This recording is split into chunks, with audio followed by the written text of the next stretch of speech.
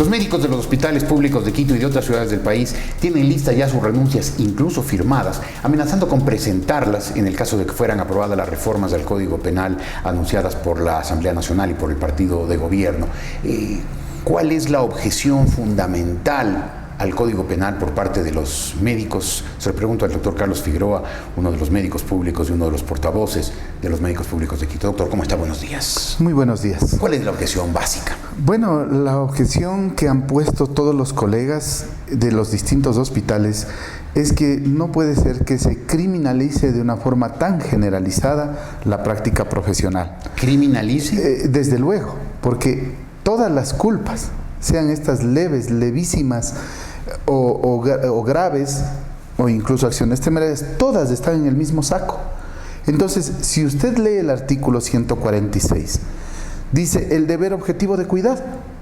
¿Cuál es el deber objetivo de cuidado? En todo paciente, en toda pequeña o gran complicación que suceda, es el deber objetivo de cuidado.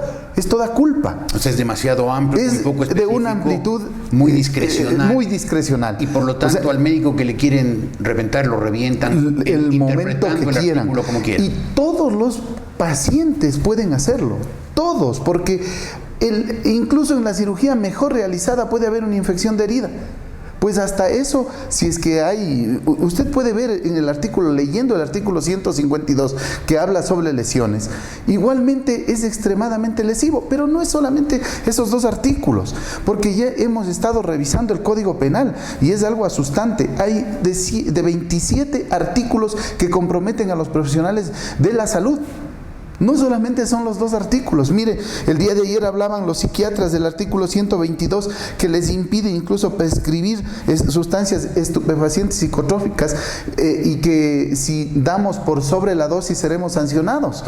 ¿Cuál es la dosis? ¿Quién establece? ¿Quién determina la dosis? Ellos mismos, que son los médicos, los expertos. Pero desde luego, usted sabe que alguien puede recibir una tabletita para dormir, como puede recibir 4. Y le doy el ejemplo de Michael Jackson, ¿no?, que desgraciadamente falleció, pero él ya no le hacían los psicotrópicos, tuvo que usar mucho más fuertes para poder dormir, ¿verdad?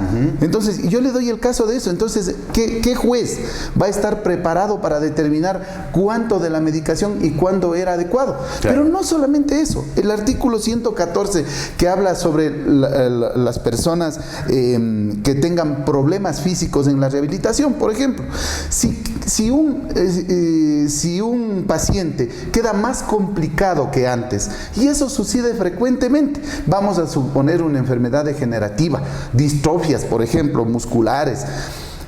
Si es que el paciente tiene una menor condición de lo que vino anteriormente, pues puede ser demandado. Y peor aún, si era un paciente discapacitado, tiene el doble de la pena. Es algo desastroso. Los fisiatras, los kinesiólogos, etcétera, todos ellos no van a poder vivir con esta ley. Sí, y por un asunto médico yo he tenido que estar frecuentemente en las últimas semanas en contacto con médicos y están todos verdaderamente alarmados, preocupados y también desconcertados. Desconcertados porque dicen, ¿por qué esta persecución a la práctica médica?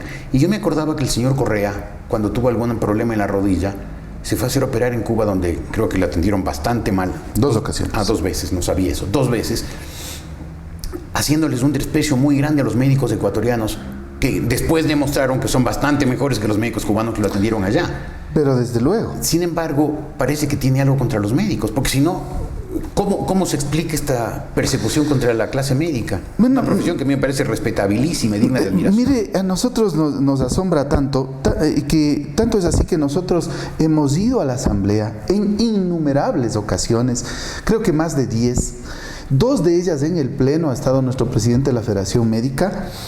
Hemos ido a la Presidencia de la República por varias ocasiones también a hacer plantones y a dejar documentos. Por tanto, ellos tienen nuestra percepción y nuestro análisis.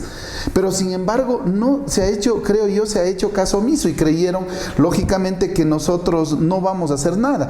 Pero los colegas, afortunadamente, de forma voluntaria y estrictamente individual, presentan su renuncia, porque eso es un derecho. Pero no pueden evitar eso. se van a ir, van a dejar sus trabajos si es que se aprueba el... Pero desde luego, con esa forma están destruyendo no solo a los profesionales, están destruyendo a la familia, están destruyendo además a lo mejor el poco o grandes recursos que hayan acumulado en su vida. Un médico jamás se hace millonario con la medicina, eso es imposible. Es una profesión liberal con la cual pueden hacer algo practicándola de manera adecuada, desde luego, y nada más.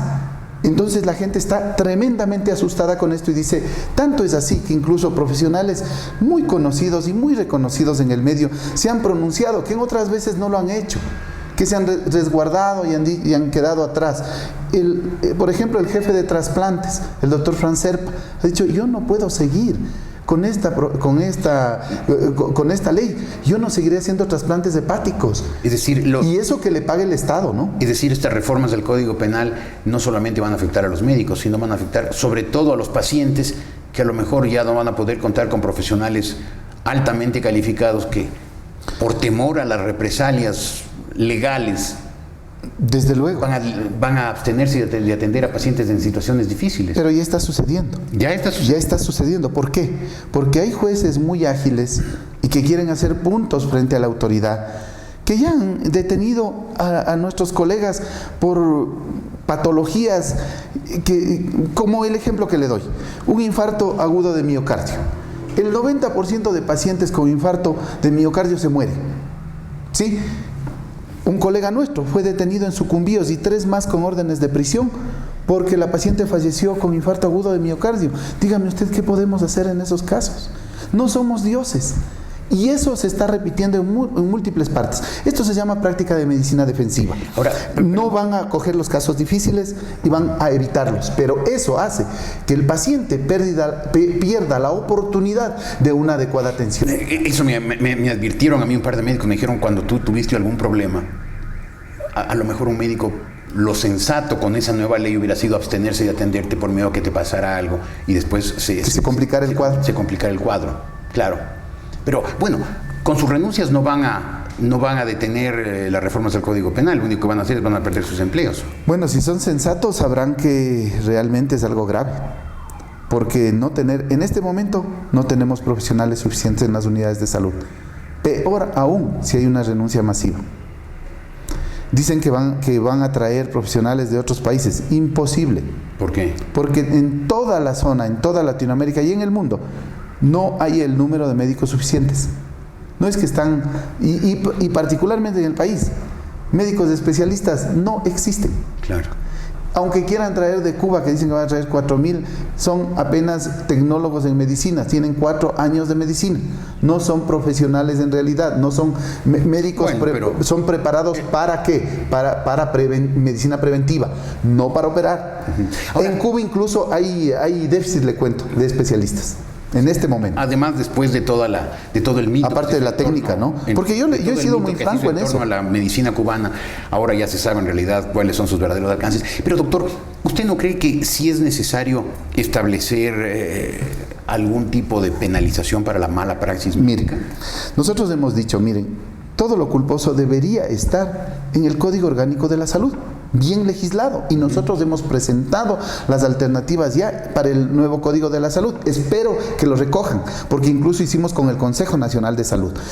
Y todo lo culposo, todo lo delictivo, todo lo delincuencial tiene que estar evidentemente en lo doloso. ¿Incluidos negligencias? Pero desde luego, si esas negligencias son deliberadas, ¿cómo no? ¿Por qué no debe estar? ¿Por qué no debe hacerlo? Pero no todas las culpas y todas las acciones de la salud pueden criminalizarse, como está en el Código Penal actual. Las reformas del nuevo código, al código no solamente criminalizan la mala praxis. Toda la práctica. Toda la práctica. Toda la práctica. Además, yo quiero determinar una cosa. Mire, cuando practicamos la medicina no hacemos mala práctica. Mala práctica cuando cometemos un delito. Ah, claro. Eso es mala práctica. Claro. Entonces, lo que sucede es que hemos sido tan sueltos de huesos y de lengua en muchos lados de decir, esto es mala práctica. Un paciente tiene una complicación anestésica. 1 de cada 10,000 pacientes tiene accidentes estadísticamente en el mundo. Pero cuando sucede ese accidente anestésico dicen, es mala práctica. Y todos los días suceden accidentes anestésicos en nuestro país. Todos los días, créame. Pero afortunadamente, los médicos actúan sobre ese accidente anestésico, un shock anafiláctico, etcétera, y le sacan de ese shock, le sacan de ese problema y no muere el paciente. Pero todos los días suceden. Sí, pero en más de uno de esos casos hay negligencia, hay despreocupación, por ejemplo, del anestesista, se me ocurre, en saber informarse bien cuál es el peso de una persona antes de ponerle la... Más o menos le pongo así. Bueno, no. Verá, si usted tiene una anestesia raquídea, vamos a suponer que la jeringa tiene que llevar 2 centímetros.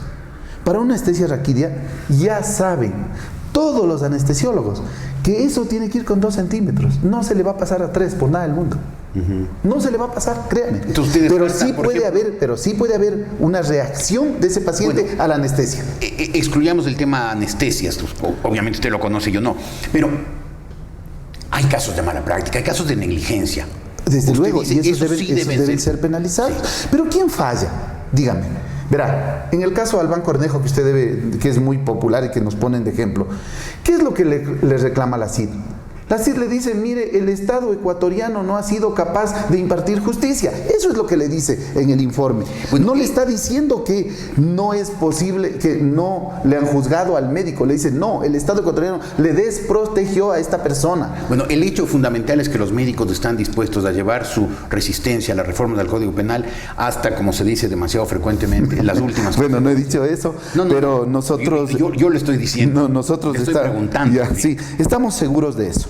O sea, nuestros colegas están en esa posición. Resueltos a todos. Resueltos a que si es que no nos hacen caso, si el presidente no quiere hacer caso, porque ya no nos hizo caso a la Asamblea, pues nosotros lastimosamente tendremos que dejar las unidades de salud. ¿Y qué tendrán que hacer? ¿Emigrar? ¿Irse a otros países a buscar otras profesiones? ¿Un médico dedicarse a otras ocupaciones?